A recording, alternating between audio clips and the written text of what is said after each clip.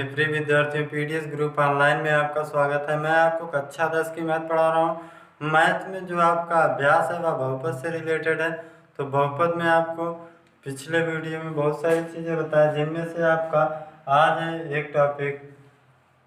पिछले वीडियो में आपको त्रिघात या द्विघात से संबंधित बात की है, तो आज उन्हीं में आपको त्रिघात या द्विघात या उससे अधिक घातों पर चर्चा करेंगे। तो उसमें क्या है, बहुपदों के लिए विभाजन एल्गोरिथ्म।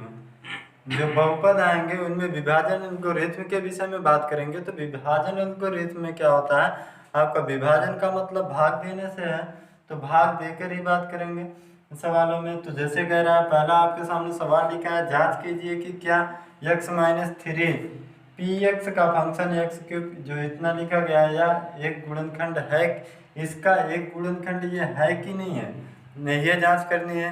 अब जांच करने के लिए तो दो तरीके होते हैं। एक तो आपका शेषफल प्रमेय से है, शेषफल प्रमेय से इसकी वैल्यू निकाल कर इसमें रख देते हैं, अगर 0 हो गया तो गुणनखंड है अथवा नहीं है।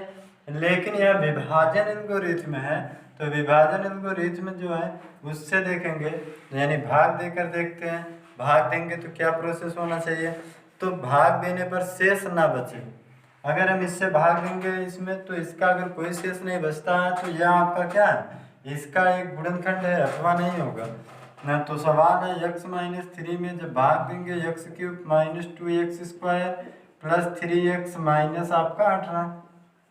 अब भाग देने में क्या होता है कि आपको पहला फंक्शन कटना अनिवार्य है, तो यहाँ पर इससे जब भाग देंगे, और भाग देने में दो खास बातें याद रखना कि इनके जो फंक्शन आएंगे भाज्य और भाजक, कटने वाला काटने वाला, तो दोनों आपके कैसे हों, अवरोही क्रम में हों। तो अवरोही क्रम में ये हैं आपके यहाँ पर, तो अवरोही क्रम में होने के बाद भाग देंगे, तो पहला फंक्शन काटना है तो x है, x में कितने x का गुणा कराएं कि इसके बराबर हो जाए, स्क्वायर का। और एक चीज़ का ध्यान देना है कि अगर यहाँ जो चिन्ह होगा लगभग वही चिन्ह यहाँ पर आता है, तो यहाँ पर इसका गुणा कराएंगे एक्स क्यूब। अब इसका गुणा अगर इसमें हो रहा है तो यहाँ भी होगा, तो माइनस में हो जाएगा, माइनस और प्लस का गुणा 3x²।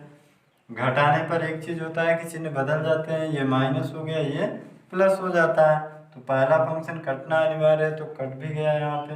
अब फिर यहाँ पे ये माइनस ये प्लस यानी घटेगा, 3 में 2 घटाओगे 1 आएगा, 1 लिखा नहीं जाता इसलिए स्क्वायर। इसके बाद आपका प्लस में 3x, अब प्लस में 3x जो होगा इसमें आपका, तो ये काटना है, तो यहाँ चिन्ह कैसा लगेगा, तो ये बता रहा है कि यहाँ प्लस है तो यहाँ भी प्लस आ जाएगा। और यहाँ पे क्या लिखा जाए, यहाँ पे किसके बराबर हो जाए, x यहाँ है तो एक x लिखते हैं, तो ये क्या हो गया, गुणा कराने पर स्क्वायर।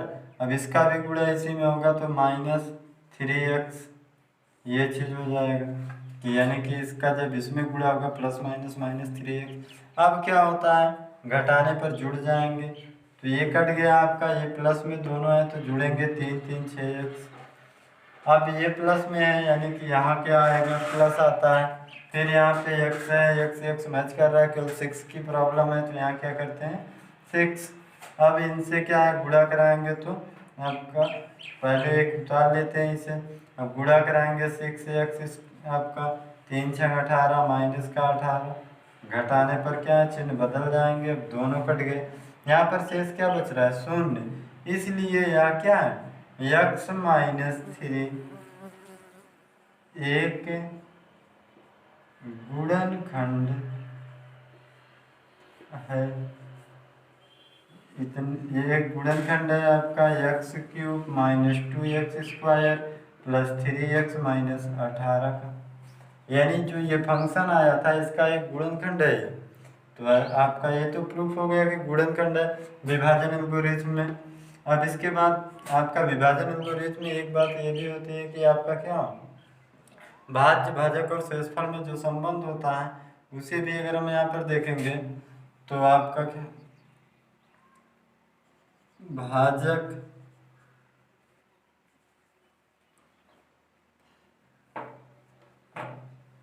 और आपका इनटू में भागफल प्लस आपका शेषफल ये तीनों आपका बराबर किसके होगा, भाज्य के,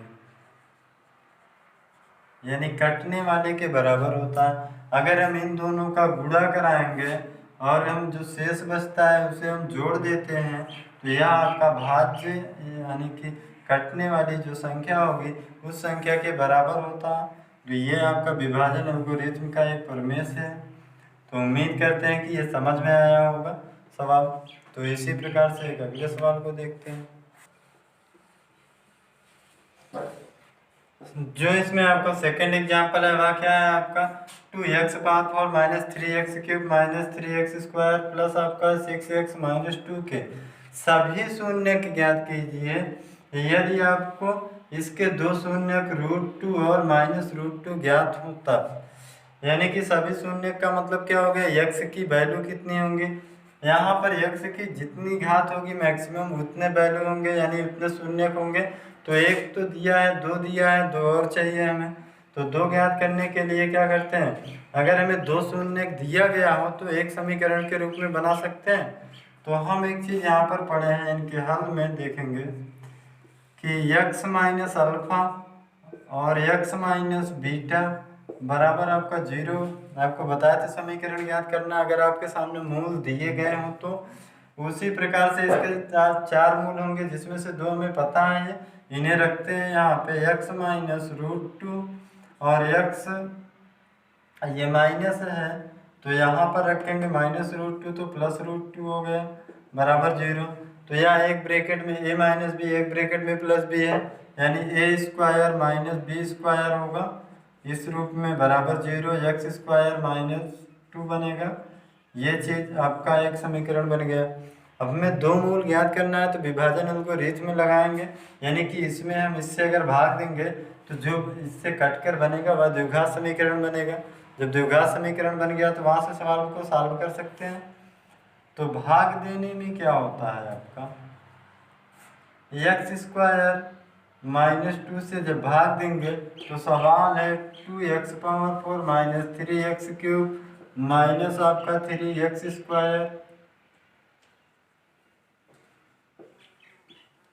और प्लस में 6x माइनस में 2। अब भाग देते हैं इनको इससे।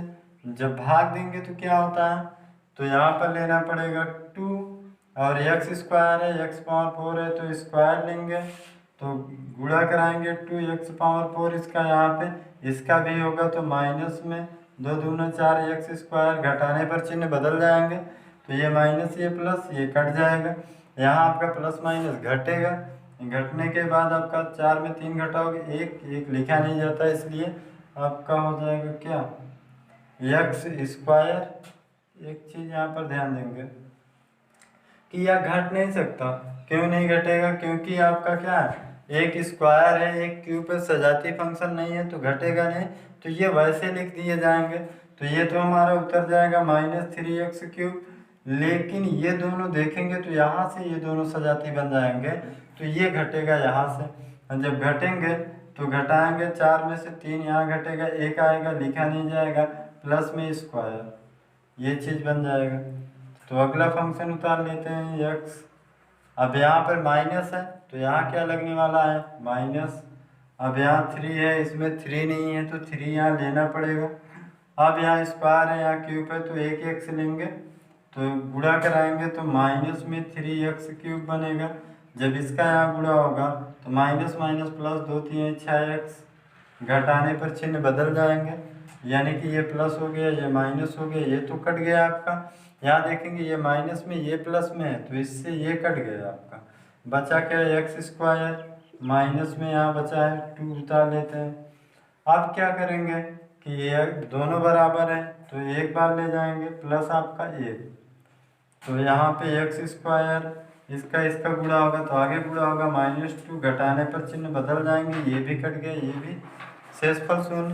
अर्थात अब जो हमारे पास ये बचता है यहाँ पे यानी कि 2x² भागफल जो होगा इसी को सॉल्व करते हैं। सॉल्व करके तो यहाँ से दो शून्य ज्ञात कर लेंगे, दो हमारे पहले से ज्ञात पड़े हैं तो यहाँ से ज्ञात करने के लिए तो क्या होगा 2x² इनका फैक्टर करते हैं -2x माइनस एक्स जोड़ेंगे तो ये आ जाएगा, गुणा कराएंगे तो 2x² बनेगा, +1 बराबर 0।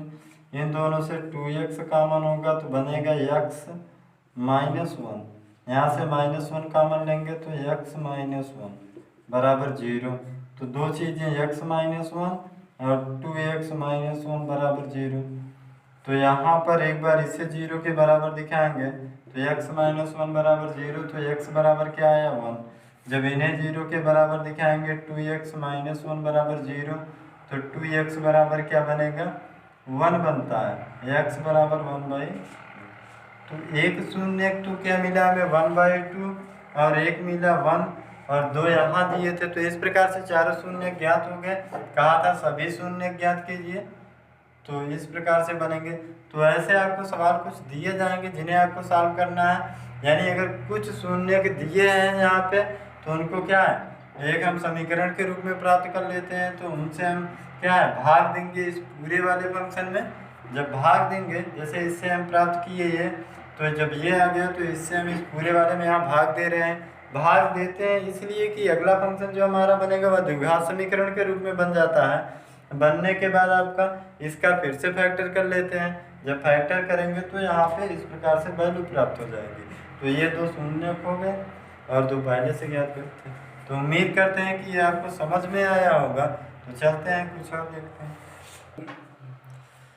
तो अगली टॉपिक जो है वहाँ पर क्या है आपका शून्य का ज्यामितीय रूप, यानी शून्य जो होता है यानी x की वैल्यू जो होती है उसका ज्यामितीय रूप कैसा होता है रेखाओं से या चतुर्थांश तल में।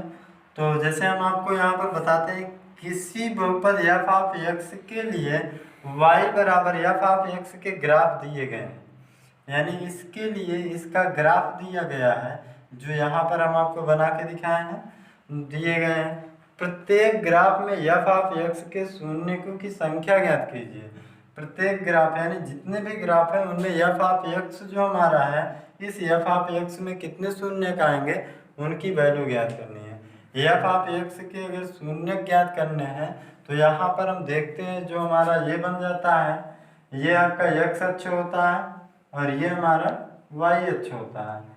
अगर f(x) के लिए ज्ञात करना है, f(y) हमें नहीं ज्ञात करना है, ये चीज़ जो हमारे पास दिया गया है f(y) तो नहीं ज्ञात करना है। अगर f(y) ज्ञात करना होता तो हम इस अक्ष को देखते y को, लेकिन ये हमें नहीं ज्ञात करना है। ज्ञात करना है f(x). जब f(x) ज्ञात करना है कि जो ये वक्र खींचे जाते हैं इन वक्रों को देखा जाता है कि x अक्ष को कितने स्थानों पर काटा है, तो उसी को देखकर बताएंगे कि x के कितने शून्यक बनेंगे। तो जैसे हमारे पास पहला ग्राफ है तो पहले ग्राफ में एक ये रेखा है कि ये x अक्ष है, ये y अक्ष है। यहाँ हम x अक्ष को ही ध्यान देंगे तो x अक्ष को जो ये वक्र खींची गई है लाइन एक, तो यह लाइन x अक्ष को कितने स्थानों पर काट रही है, एक स्थान पर काटती है। इसलिए x बराबर जो आंसर होगा वह कितना होगा 1 होगा, यानी इसके एक शून्यक होंगे। और यहाँ पर देखेंगे तो इस वक्र में आपका इसमें देखेंगे तो x का मान कितना मिलेगा। तो यहाँ पर x अक्ष को कहीं पर ये वक्र नहीं काट रहा है, सीधे y को काट रहा है एक पर। तो यहाँ पर x बराबर क्या हो गया हमारा 0, क्योंकि यहाँ पर y को तो काट ही नहीं रहा है, इसलिए इसका आंसर जो होगा शून्य होंगे, इसमें आपके शून्य होंगे संख्या।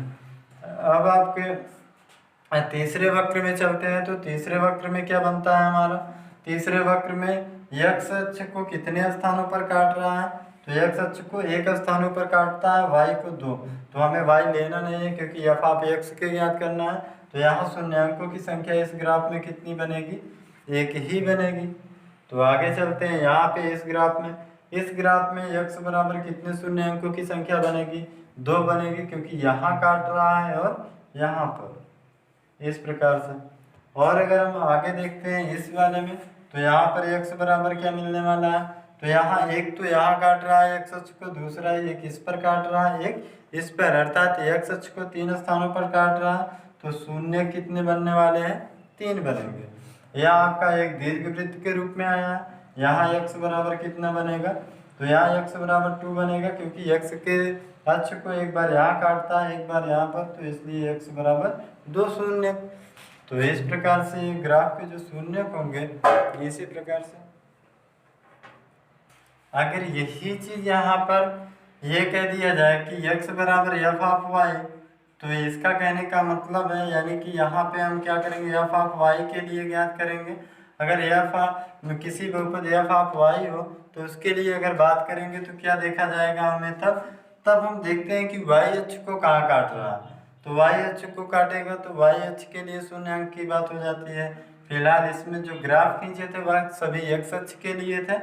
तो उम्मीद करते हैं कि ये सारी चीज़ें समझ में आई होंगी आज के वीडियो में। अगर इसमें कोई समस्या हो आज के टॉपिक में तो हमारे व्हाट्सएप नंबर 8127148433 पर पूछ सकते हैं। इनसे जुड़ी कोई समस्या है या फिर हम इनसे जुड़ी कुछ आपके प्रश्न देंगे आप व्हाट्सएप ग्रुप में, तो उनके आंसर भी हमारे इसी व्हाट्सएप नंबर पर देना होगा।